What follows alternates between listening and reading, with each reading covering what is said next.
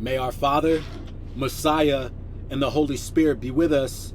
2 Samuel chapter 19. It was told Joab, the king is weeping and mourning for Absalom. So the victory that day was turned into mourning for all the troops. For the troops heard that day, the king is grieving for his son. The troops stole into the city that day as soldiers still in who are ashamed when they flee in battle. The king covered his face, and the king cried with a loud voice, "Oh, my son, Absalom! Oh, Absalom, my son, my son!"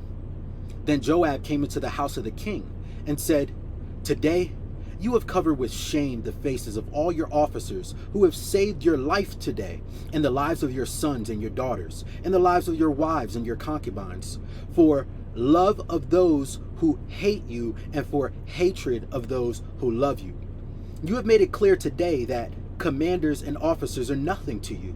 For I perceive that if Absalom were alive and all of us were dead today, then you would be pleased. So go out at once and speak kindly to your servants. For I swear by our Father in heaven, if you do not go, not a man will stay with you this night. And this will be worse for you than any disaster that has come upon you from your youth until now." Then the king got up and took his seat in the gate. The troops were all told, "See, the king is sitting in the gate." And all the troops came before the king. Meanwhile, all the Israelites had fled to their homes. All the people were disputing throughout all the tribes of Israel, saying, "The king delivered us from the hand of our enemies and saved us from the hand of the Philistines. And now he has fled out of the land because of Absalom. But Absalom, whom we anointed over us, is dead in battle. Now therefore, why do you say nothing about bringing the king back?" King David sent this message to the priests Zadok and Abiathar. "Say to the elders of Judah, why should you be the last to bring the king back to his house? The talk of all Israel has come to the king. You are my kin, you are my bone and my flesh. Why then should you be the last to bring back the king? And say to Amasa, are you not my bone and my flesh? So may God do to me, and more, if you are not the commander of my army from now on in place of Joab."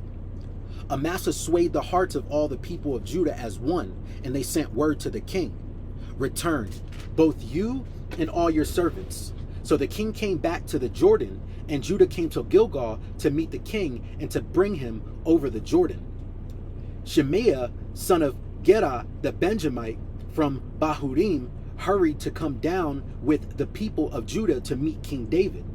With him were 1,000 people from Benjamin, and Ziba, the servant of the house of Saul, with his 15 sons and his 20 servants, rushed down to the Jordan ahead of the king, while the crossing was taking place, to bring over the king's household and to do his pleasure.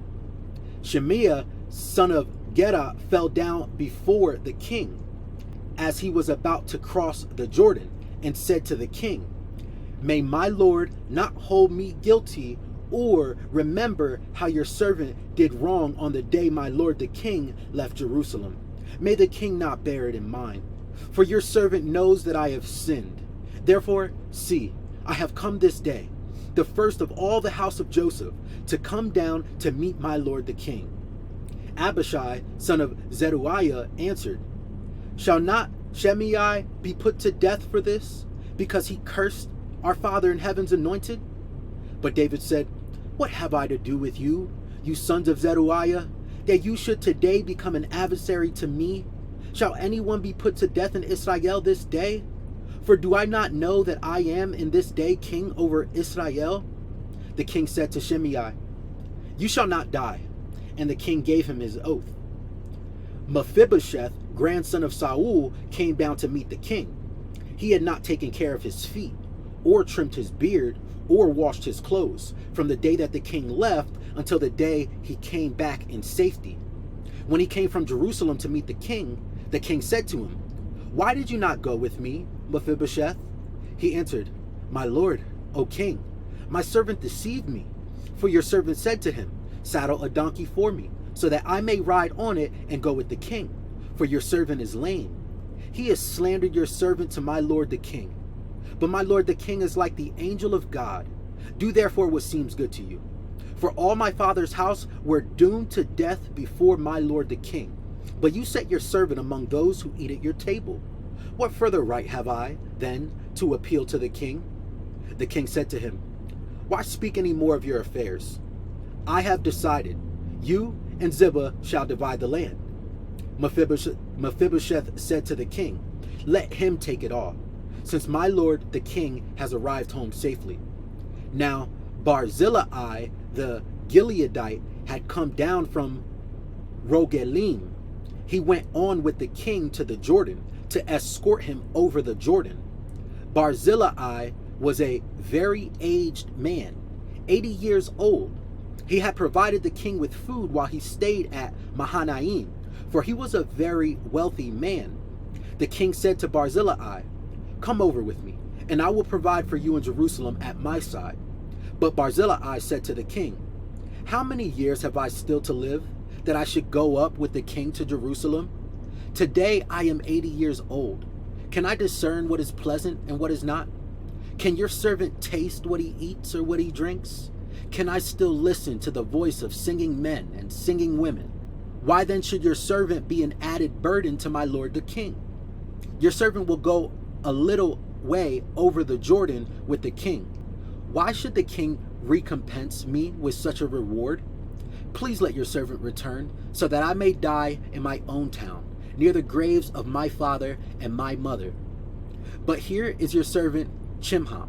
Let him go over with my lord the king, and do for him whatever seems good to you."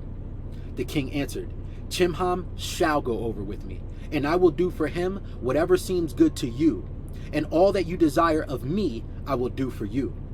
Then all the people crossed over the Jordan, and the king crossed over. The king kissed Barzillai and blessed him, and he returned to his own home. The king went on till Gilgal, and Chimham went on with him.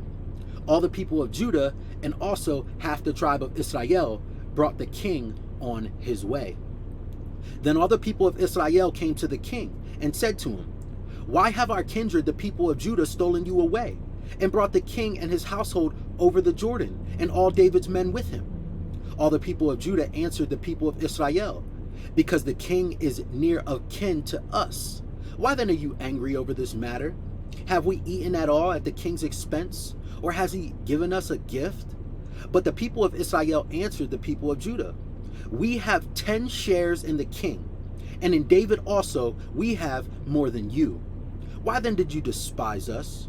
Were we not the first to speak of bringing back our king?" But the words of the people of Judah were fiercer than the words of the people of Israel. Chapter 20. Now a scoundrel named Sheba, son of Bichri, a Benjamite, happened to be there. He sounded the trumpet and cried out, "We have no portion in David, no share in the son of Jesse. Everyone to your tents, O Israel." So all the people of Israel withdrew from David and followed Sheba, son of Bichri. But the people of Judah followed their king steadfastly from the Jordan to Jerusalem. David came to his house at Jerusalem, and the king took the 10 concubines whom he had left to look after the house, and put them in a house under guard, and provided for them, but did not go into them. So they were shut up until the day of their death, living as if in widowhood. Then the king said to Amasa, "Call the men of Judah together to me within 3 days, and be here yourself." So Amasa went to summon Judah, but he delayed beyond the set time that had been appointed to him. David said to Abishai, "Now Sheba, son of Bichri, will do us more harm than Absalom. Take your lord's servants and pursue him, or he will find fortified cities for himself and escape from us." Joab's men went out after him, along with the Cherethites, the Pelethites, and all the warriors. They went out from Jerusalem to pursue Sheba, son of Bichri. When they were at the large stone that is in Gibeon, Amasa came to meet them. Now Joab was wearing a soldier's garment, and over it was a belt with a sword in its sheath fastened at its waist. As he went forward, it fell out. Joab said to Amasa, "Is it well with you, my brother?" And Joab took Amasa by the beard with his right hand to kiss him. But Amasa did not notice the sword in Joab's hand. Joab struck him in the belly so that his entrails poured out on the ground, and he died. He did not strike a second blow. Then Joab and his brother Abishai pursued Sheba, son of Bichri. And one of Joab's men took his stand by Amasa and said, "Whoever favors Joab, and whoever is for David, let him follow Joab." Amasa lay wallowing in his blood on the highway, and the man saw that all the people were stopping. Since he saw that all who came by him were stopping, he carried Amasa from the highway into the field and threw a garment over him. Once he was removed from the highway, all the people went on after Joab to pursue Sheba, son of Bichri. Sheba passed through all the tribes of Israel to Abel of Beth Maacah, and all the Bichrites assembled and followed him inside. Joab's forces came and besieged him in Abel of Beth Maacah. They threw up a siege ramp against the city, and it stood against the rampart. Joab's forces were battering the wall to break it down. Then a wise woman called from the city, "Listen, listen, tell Joab, come here, I want to speak to you." He came near her, and the woman said, "Are you Joab?" He answered, "I am." Then she said to him, "Listen to the words of your servant." He answered, "I am listening." Then she said, "They used to say in the old days, 'Let them inquire at Abel,' and so they would settle a matter. I am one of those who are peaceable and faithful in Israel. You seek to destroy a city that is a mother in Israel. Why will you swallow up the heritage of our Father in heaven?" Joab answered, "Far be it from me, far be it, that I should swallow up or destroy. That is not the case. But a man of the hill country of Ephraim called Sheba, son of Bichri, has lifted up his hand against King David. Give him up alone, and I will withdraw from the city." The woman said to Joab, "His head shall be thrown over the wall to you." Then the woman went to all the people with her wise plan, and they cut off the head of Sheba, son of Bichri, and threw it out to Joab. So he blew the trumpet, and they dispersed from the city, and all went to their homes, while Joab returned to Jerusalem to the king. Now Joab was in command of all the army of Israel. Benaiah, son of Jehoiada, was in command of the Cherethites and the Pelethites. Adoram was in charge of the forced labor. Jehoshaphat, son of Ahilud, was the recorder. Sheva was secretary. Zadok and Abiathar were priests, and Ira the Jairite was also David's priest.